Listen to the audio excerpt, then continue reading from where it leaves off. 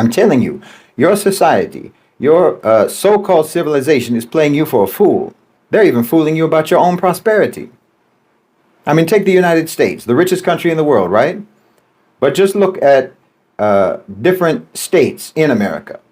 Take a state inside of America, any of the 50 states, and look at it as if it was a country. Look at its GDP, look at its standard of living, look at its quality of life, look at its infrastructure, and so on. Say if you took Mississippi, if Mississippi was a country, or Idaho, or Montana, or New Mexico, or Kentucky, if those states, those American states, if those were countries, well, they'd be equivalent economies. Economically, they'd be equivalent to an Argentina, or to a Colombia, or to Thailand.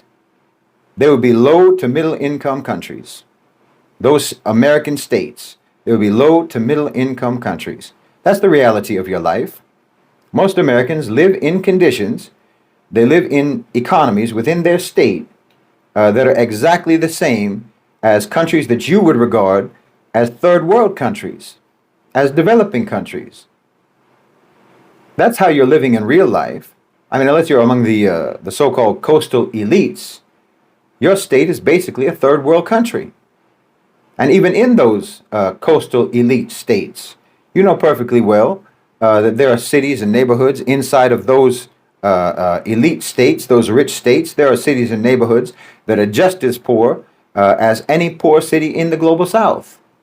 But they've got you thinking that you're better off than people in the developing world. They've got you thinking that you're better off than people in the global south. Why, if most of the states in America were countries, they'd probably be trying to join BRICS. And the same goes for the UK.